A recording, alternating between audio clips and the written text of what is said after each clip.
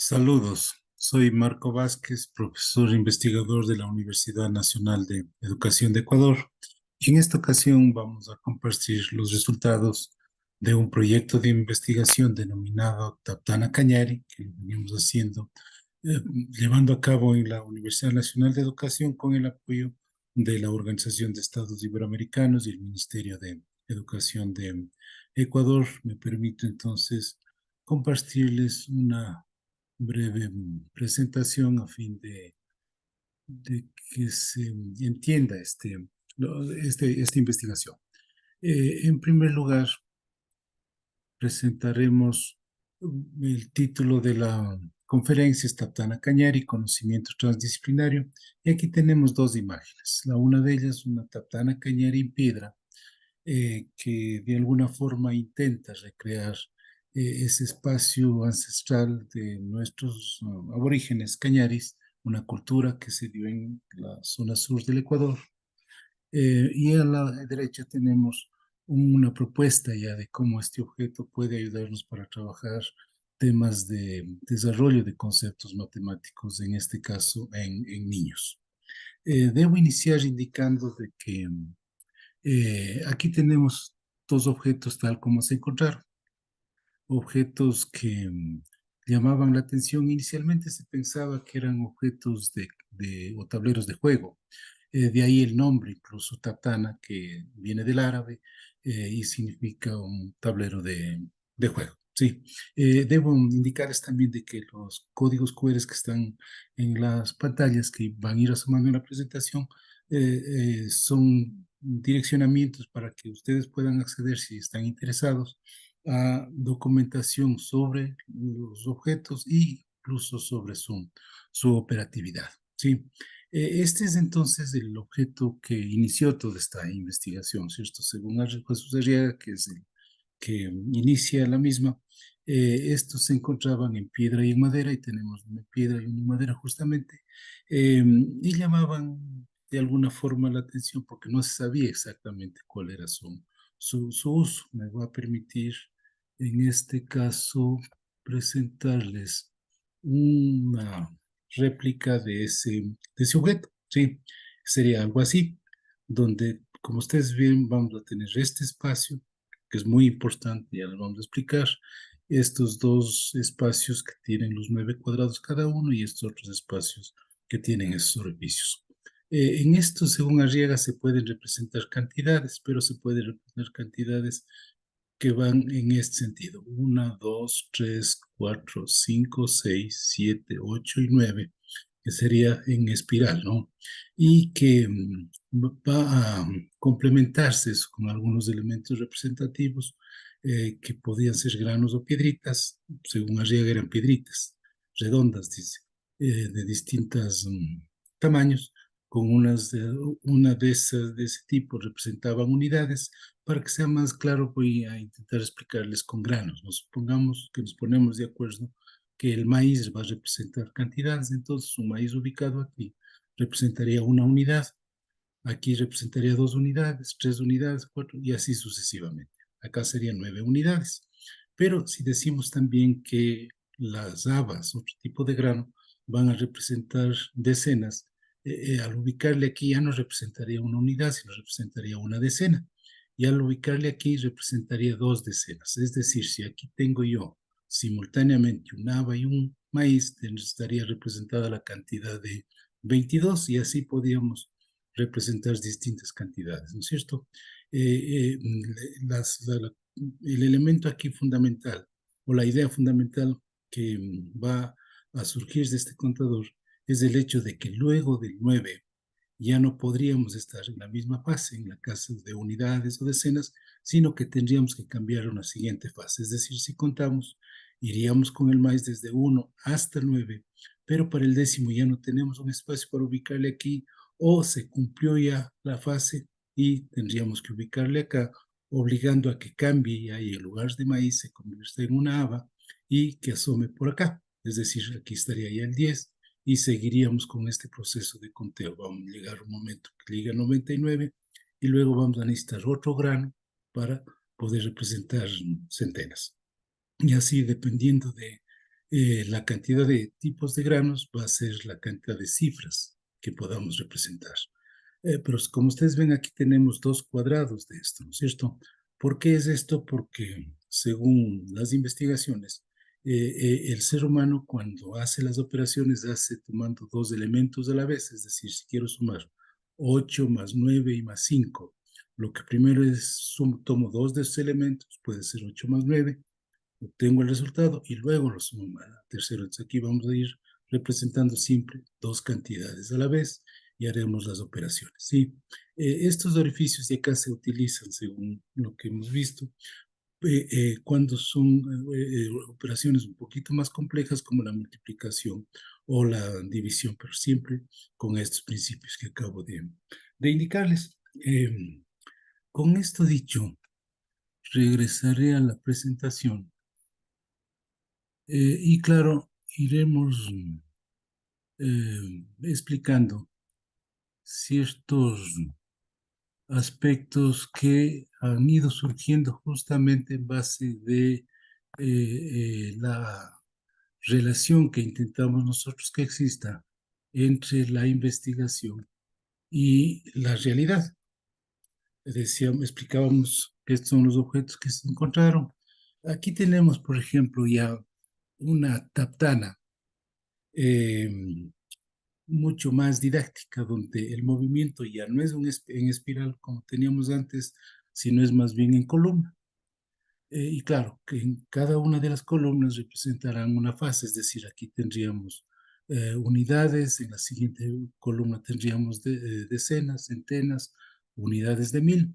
Esta taptana se presentó y se utilizó bastante por el sistema de educación intercultural de Ecuador. Su nombre es Taptana Nikichi y ayudó para procesos de enseñanza. Los principios son los mismos. Únicamente aquí el movimiento, como les decía, no es en espiral, sino como que si la espiral se ha convertido en un hilo, ¿no? Y a través de eso vamos a ir representando, como les decía aquí, las unidades, las decenas, las centenas, las unidades de mil. La siguiente que tenemos es la Tatana Montaluisa, que se llama, y que justamente responde a la propuesta por este investigador, donde ya hay cuestionamientos matemáticos, ¿no? Él, por ejemplo, se plantea ¿por qué aseguramos que los cañaris utilizaban una notación de base 10 que sería clave para entender lo que les mostraba anteriormente, ¿no es cierto? La explicación para eso se encontró en el lenguaje, en el quechua, y ustedes tal vez lo conozcan. Hay un vocablo para uno, para dos, para tres, hasta el 10, y para 11 lo que se dice es 10 y uno. Se hace una yuxtaposición entre esas palabras y así se da todo el sistema de conteo en el quechua. Es decir, si quiero decir 425, lo que diré es 400, 210, 5, que justamente responde a esta lógica de la tatana. Pero si trabajábamos en base 10, y la pregunta de Montaluis es ¿por qué no trabajar en otra base? Y es perfectamente lógico pensar ello. En este caso, lo único que tendríamos que hacer es, si queremos, por ejemplo, trabajar en base 9, eliminar la última fila, los cuatro elementos de la última fila, y podríamos trabajar en base 9. Y así en cualquier base, ¿no? Incluso en la base binaria, que está tan común ahora con la informática, ¿sí?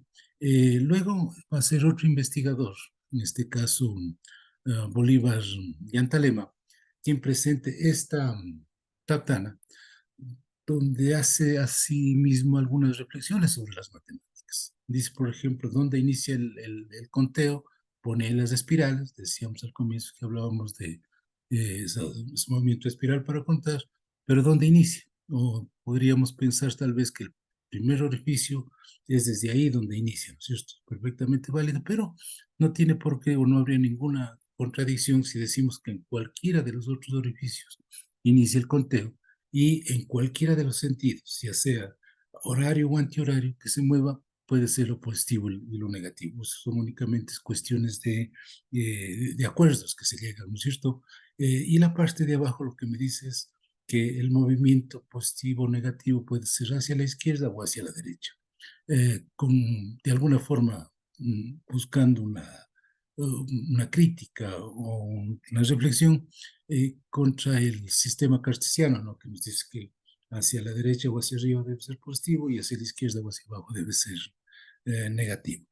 Con estos antecedentes, allá por marzo del 2015, ¿sí? Iniciamos nosotros el proyecto de investigación de la Tatana Cañari en la UNAE, y fue justamente esa Tatana que se ve ahí, que se trabajó con los estudiantes de la UNAE. ¿Qué hicimos nosotros? Básicamente lo que intentamos es retomar elementos culturales de la cultura cañari para hacer un diseño, y a la vez presentamos un algoritmo específico para la multiplicación y para la división. Los investigadores a los que mencioné anteriormente habían hecho mención de los algoritmos, de los procesos para la multiplicación y la división, pero únicamente las planteaban como ideas, ¿no? Es decir, la multiplicación es un proceso particular de las sumas, o la división es un proceso particular de las restas, pero nosotros lo que hicimos es establecer ya algoritmos que permiten en la Taptana desarrollar procesos, la multiplicación y la división. Pero nos dimos cuenta, nos percatamos de que en todo este proceso, ¿no? Lo importante son tal vez tres principios que rigen el contador cañario, la Taptana cañari. Estos son los elementos de cada fase deben distinguirse claramente. Es decir, si yo planteo que el maíz representa unidades, no debe generar ninguna ambigüedad y tiene que ser siempre el maíz identificado con las unidades, ¿no es cierto? Es más, en esas taptanas que tienen ya la fila por columnas, ahí en cada columna irá solamente un tipo de elemento. ¿Sí? El segundo principio es que en cada fase se debe establecer un recorrido donde los elementos se complementen hasta consolidar una fase. Es decir, si estamos hablando de conteo, en unidades iniciaremos desde el 0 hasta el 9 y debe ser ese recorrido perfectamente identificable, ¿no es cierto? Donde los elementos van complementándose entre sí hasta llenar la fase. Y la tercera, que tal vez es lo que hace que la tatana tenga algo mucho más significativo que otros elementos que se ha producido en la humanidad para entender las matemáticas, es que ese espacio de cambio es un espacio real, es un espacio concreto, ¿no? Tenemos aquí el gráfico y ese espacio va a ser justamente la parte redonda de arriba, donde ahí se da el cambio. Y este cambio se da materialmente, ¿cierto? A diferencia de otros objetos donde estos cambios se hacen mentalmente y se representan en el objeto. Aquí, en cambio, esto surge de la conexión, de la interrelación entre el individuo y la captana, ¿no es cierto? Con esto hemos ido trabajando, y es allá donde quería enfocar mi conferencia, de algunos resultados. Fundamentalmente, esta propuesta pedagógica, Tatana Cañari y el valor de la solidaridad. Debo comentarles, inicialmente hicimos esa tapana en piedra, pero obvio, con la tapana en piedra no podíamos hacer mucha movilidad, ¿no? Y lo que nos interesaba era llevar esto al aula. Entonces diseñamos o hicimos esta tapana que ven aquí, que está en el medio, que es ya en madera y que es perfectamente movible. Tengo aquí justamente, luego vamos a ver una versión de eso, ¿no es cierto? Pero a la vez que íbamos trabajando nos dimos cuenta que en esto, en el trabajo con la tatana, había mucho más que matemáticas. Hay, por ejemplo, una historia, hay una pues, que les estoy comentando de alguna manera, o la pregunta que siempre surge, ¿no? ¿Por qué un conocimiento tan significativo fue escondido, fue por 500 años? Las explicaciones, las respuestas son varias, pero vienen ya del índole social, ¿no es cierto? Lo otro también es que a esto podemos articularle como una narrativa. La tatara que nosotros diseñamos, por ejemplo, toma en cuenta elementos de la identidad, decíamos, que están en una leyenda que se llama la leyenda de la Guacamaya, que es una leyenda mítica de origen del pueblo Cañari, que hace relación a que inicialmente es una leuquina, una culebra gigante, salió del agua y vomitó seres humanos. Pasó un tiempo y hubo un diluvio. De ese diluvio se salvaron dos hermanos que se albergaron en una cueva, estaban a punto de morir, pero fueron salvados o les trajeron alimentos desde el cielo primero de forma misteriosa asomaron en la cueva, pero luego se dieron cuenta de que eran dos aves con rostro de mujer, dos guacamayas con rostro de mujer, capturaron a las guacamayas y de esa unión deriva el pueblo Cañari. Sí. Con toda esta riqueza, con todos estos elementos, pensamos en que podíamos articular una propuesta pedagógica que debería trabajarse en ese aspecto del trabajo colaborativo, del trabajo cooperativo, y planteamos esta propuesta pedagógica de la Tatana Cañari y el valor de la solidaridad, intentando también, que lo hemos logrado, que esto se articule con lo que propone el currículum oficial de educación del Ecuador, que propone una formación en justicia, solidaridad e innovación. Sí, ustedes estarán de acuerdo que de alguna forma abarcamos esos tres elementos o estos tres valores con este tipo de actividades. Y con esto hemos ido trabajando en unidades educativas, se ha presentado a nivel nacional, a nivel internacional, en talleres, en conferencias, y obvio, es parte de nuestro quehacer como docentes en la Universidad Nacional de Educación. Aquí les presento, por ejemplo, un documental que se hizo con la Casa de la Cultura, Núcleo del Cañar, la Casa de la Cultura Ecuatoriana, donde explicamos toda esta razón y donde evidenciamos cómo este elemento eh, fundamental de nuestra identidad, que tiene que ver con conocimiento, que tiene que ver con la forma de pensamiento, es la manera más útil para poder pensar en una sostenibilidad en el tiempo y de una valoración de nuestra cultura cañari, ¿no es cierto? Luego también planteamos algo que se denomina la uña tatana, tal vez la tatana más vistosa de las que hemos diseñado, porque aquí justamente está elementos de esa leyenda que les hablaba de la guacamaya. Y esto está pensado para niños. Se trabajó con algunas compañeras del grupo de investigación, que expertas en temas de educación inicial.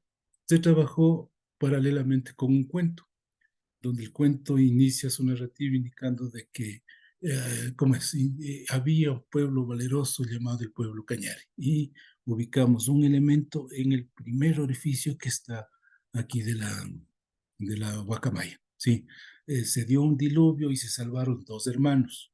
Ubicamos dos fichitas aquí, en los dos primeros espacios, orificios, ¿no? Los hermanos pasaron en la cueva 3 días con hambre, con necesidades, ¿no es cierto? Ubicamos tres.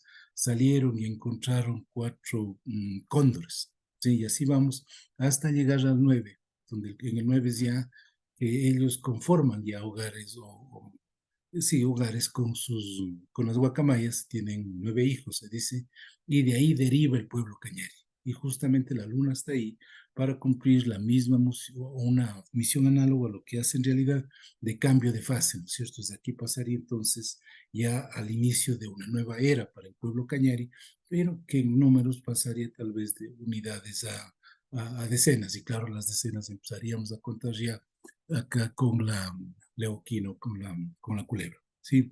Eh, Respetando lo que es el contexto y la realidad, ¿no es cierto? Hicimos también una propuesta de una aplicación, una app, que si ustedes entran a Play Store, ¿sí? Simplemente está para iOS y para Android también. Eh, como la escribe Tatana Cañari y va a bajarse esta aplicación. Es que tiene una avanzada con 2 leuquinas, una media con 4 leuquinas y esta que es ya la basada con 8 leuquinas, ¿sí? Pero estos principios y esta socialización que hemos dado a este proyecto hizo, por ejemplo, que en algún momento se acerquen a la Universidad Nacional de Educación representantes de la Asociación de No Videntes de la provincia del Cañar, provincia donde está la Universidad Nacional de Educación, y que nos propongan alguna actividad, decían, algún recurso para aprender matemáticas para las personas no videntes. Hicimos esta propuesta donde, si ustedes ven, retomamos lo que era el contador cañari, ¿no es cierto? Aquí lo que tendríamos sería en la parte de arriba, esa parte como forma de luna, sería el espacio de cambio. Y tendremos alrededor 9 círculos los pequeños, ¿sí? Que me permitirán representar del 1 al 9 y asimismo con distintos granos, con distintos... Les comento, cuando hicimos esto, la primera versión, hicimos con fichas de madera, pero al trabajar con las personas no videntes nos dijeron que mejor trabajemos con granos porque ahí potencializábamos dos, bueno, o en esta tardana se potencializa dos cualidades que se desarrollan en los no videntes, que es su capacidad del tacto y de la orientación. Entonces, esta tardana funciona haciendo que la persona se ubique cerca del círculo pequeño que está en la parte de abajo y de ahí se representa el 5, ¿no es cierto? La persona no vidente sabe que a su derecha estarán los números del 1 al 4, perdón, y en el otro lado del 6 al 9. Y sabe también que al topar esta parte recta, ¿sí? Se da un cambio de fase. Los dos círculos mayores son justamente para representar las cantidades que vamos operando, tal como les indicábamos anteriormente, ¿no es cierto? Esto ha sido muy significativo, ¿sí? Y ha permitido una valoración de la Taptana con objetivos ya de integración, con objetivos de inclusión, ¿cierto? Luego de esto trabajamos esta Taptanita, que tiene tal vez los mismos principios y la misma operatividad que les acabo de indicar en la quilla Taptana, pero que está pensada ya para niños. A ver, les comento, las Taptanas que hemos mostrado hasta ahora tienen una dimensión de 60 por 40 centímetros, pero pensamos en que deberíamos plantear una más pequeña, más o menos del tamaño de una hoja 4 para niños de educación inicial, y planteamos esta, que es mucho más delgada incluso que las anteriores, tienen los mismos espacios. Está planteada y es la propuesta didáctica. Los talleres que trabajan con esta permiten que el niño con esto entienda lo que es la cantidad, representación de la cantidad, el conteo, la suma y la resta. Aunque en esta, por supuesto, que se puede hacer la multiplicación y la división, pero para los niños, entendiendo las destrezas que deben desarrollar en esa edad, está planteada así. ¿Sí?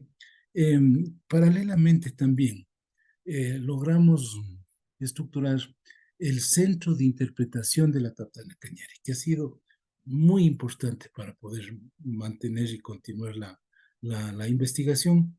En este centro de interpretación tenemos ubicadas taptanas de piedra, en madera, y el APP, por supuesto, para poder explicar este proceso de investigación, que como intentamos aquí también afirmar, lo que busca es que se valore una forma de pensamiento ancestral, ¿sí?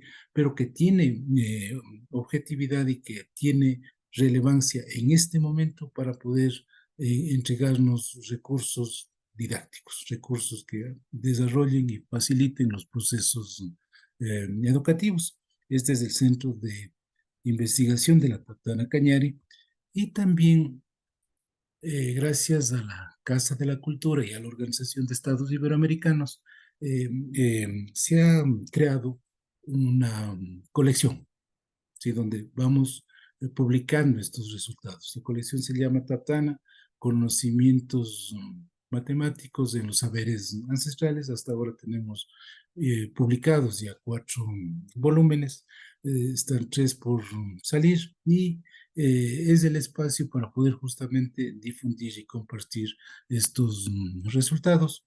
Luego está en proceso de investigación esta que le hemos denominado Yuya y Taptana.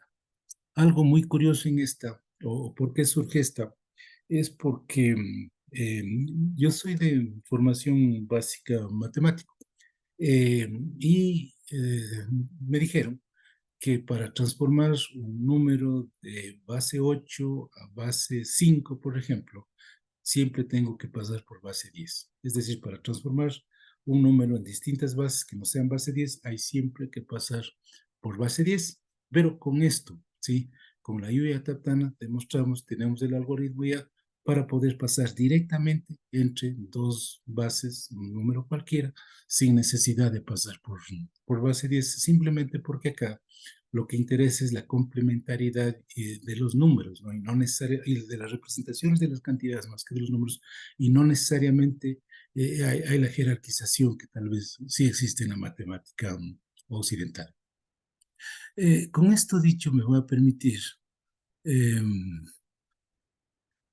compartir con ustedes.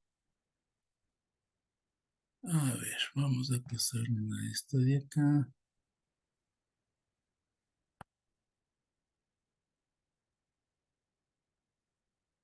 ¿Ya? Y voy a mostrarles cómo se opera con la Taptana Cañari. Aquí está una copia de la que habíamos indicado. Y vamos a tener aquí 4 fichas de distintos colores. ¿Sí? Lo que vamos a hacer es ponernos de acuerdo, es decir, por ejemplo, las rojas van a ser unidades, las amarillas van a ser decenas, las lilas van a ser centenas y las verdes unidades de 1000. Claro, podríamos tomar más fichas si queremos más representaciones, cantidades mayores, ¿no? Pero vamos a iniciar con esto. Y lo que vamos a hacer es aquí, vamos a trabajar primero en la representación de cantidades. Decíamos que las rojas irían en las unidades, entonces las rojas siempre se ubicarían acá. Ahí estaría, por ejemplo, representado el 1, ahí estaría representado el 2, el 3, el 4, el 5, el 6, el 7, el 8, el 9. Si queremos representar una unidad más, ya no hay espacio en la leuquina, ¿cierto? Tendríamos que representarle aquí. Y esto me obliga a un cambio de fase. ¿Cómo es esto del cambio de fase? Simplemente retiro todas estas y ubico un elemento acá. Ya estaría representado el 10 y continuaríamos el conteo, ¿cierto? Ahí, por ejemplo, estaría representado el 14. ¿Ya? Y seguiríamos, van a llenarse otra vez las unidades en Seleuquina, miran más decenas, y en algún momento, qué sé yo, vamos a tener esta representación, que estaría ahí el 35, ¿sí? Muy simple, ¿no? A la vez que vamos haciendo el conteo, ya estamos haciendo una operación, ¿cierto? Contar no es sino sumar más uno. Pero ¿qué pasa si quiero sumar más dos? ¿Qué haría? Debería tomar 2 fichas rojas y ubicar en la leuquina respectiva. ¿Cuál es la leuquina respectiva? La primera. Si ubico aquí, tendría ese resultado. ¿Cuánto está ahí? 17, es decir, perdón, 37. 35 más 2, 37. Pero ¿qué pasa si a 35 le quiero sumar 32? Es decir, debería poner 3 fichas rojas y 3 fichas amarillas y 2 rojas. Las fichas amarillas irían en su respectiva leuquina y las fichas rojas igual. ¿Cuál es el resultado de 35 más 32? 67, tal como se ve ahí. Pero ¿qué pasa si a eso le quiero sumar yo 104, por ejemplo? El 100 era la ficha lila, ¿sí? Y necesitaría 4 fichas rojas, ¿no es cierto? ¿Ya? Aquí puedo iniciar con cualquier ficha, ¿cierto? Voy a iniciar ubicando la ficha de las centenas en la tercera leuquina y voy a intentar ubicar las 4 fichas rojas. Sería 1, 2 y se llenó la leuquina. La tercera vendría acá y obligaría un cambio, ¿sí? Vamos hasta acá y a una sobrante lo ubico ahí. Estamos. ¿El resultado cuánto ha sido entonces? 171. Y así podríamos seguir, ¿no? Si a eso queremos sumar 30, por ejemplo, ¿qué deberíamos hacer? Simplemente tomamos 3 fichas amarillas. Las fichas amarillas deben ir aquí. 1, 2 y 3. y obliga un cambio de estas decenas, de estas fichas amarillas por una lila. Y el resultado, por supuesto, es 201. ¿Sí? Está por demás indicarles de que si no hay elementos representativos en la leuquina respectiva, se asemeja al concepto de cero, ¿no? La ausencia de.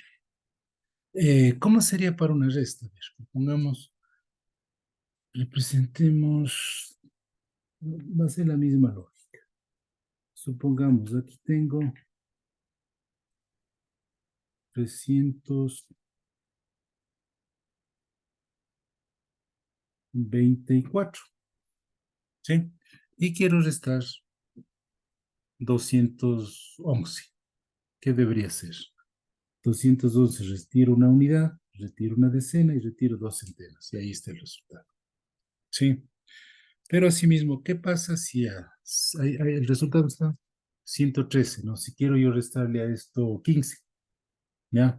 Claro que de aquí puedo yo restar 10, pero necesitaría restar 5 más, ¿no es cierto? Que serían unidades, una, dos y tres. Y no tengo para retirar las dos unidades. ¿Qué es lo que debería hacer? Aquí tengo una centena, esta centena le voy a pasar a decenas y obvio, tal como hicimos el cambio en la suma en el un sentido, acá será en el otro sentido y llenaremos toda la leuquina, incluyendo este espacio, ¿sí? Pero aún no tengo unidades y recuerden que necesito retirar unidades, podría transformar esta en unidades.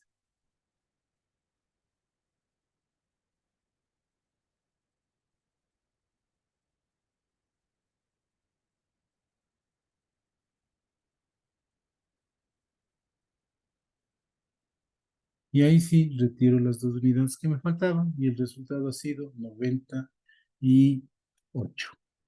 ¿Ya? Por supuesto, hay el algoritmos, como les decía, para la multiplicación, ¿no? Y para la división, pero tal vez el tiempo no me da para poder explicarlos, ¿no? En todo caso, este proyecto es un proyecto que está en construcción, es un proyecto que venimos trabajando por un espacio ya de 8 años y que ha dado este tipo de resultados. Aspiramos, por supuesto, el poder continuar con esta investigación. Les comento que uno de los objetivos próximos que tenemos es que en la provincia del Cañar se declare el Día de la Tartana Cañari, justamente como un espacio para poder presentar resultados, pero a la vez discutir los mismos y ir desarrollando nuevas propuestas de innovación. Como grupo de investigación hemos articulado para trabajar temas de APPs, de la virtualidad de este proyecto. Estamos planteando también una internacionalización, no importa ya, o lo fundamental ahí no es que se valore la Tartana Cañari, pero sí que se visualice cómo de un elemento de saber ancestral se puede desarrollar propuestas pedagógicas, porque esto tiene la riqueza de que al escuchar identidad, al escuchar cultura, las personas se sienten parte de y se apropian. Incluso en la propuesta pedagógica que planteamos, buscamos que sean los actores, estudiantes, profesores, quienes planteen una narrativa y en base de esa narrativa diseñen una tartana y construyan una tartana con material reciclado, ¿sí? Intentando también incorporar elementos de conservación del medio ambiente, ¿no es cierto? Esa actividad es muy significativa eh, porque permite que la creatividad de los niños y de los estudiantes aflore y se desarrolle.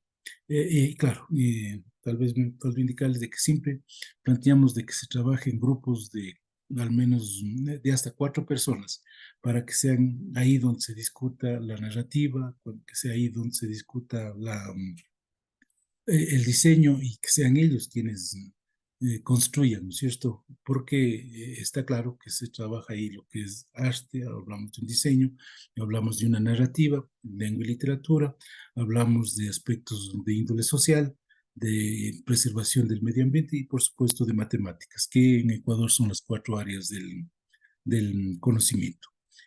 Todos los recursos que nosotros hemos generado son de libre acceso.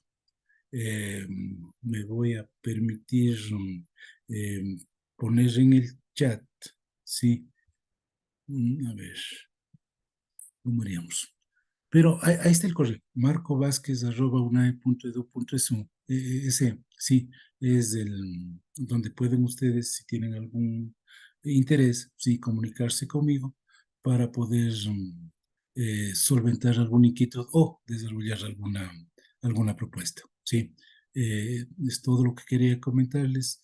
Espero que haya servido de algo esta conferencia. De mi parte, mi agradecimiento por el tiempo de ustedes. Mis saludos.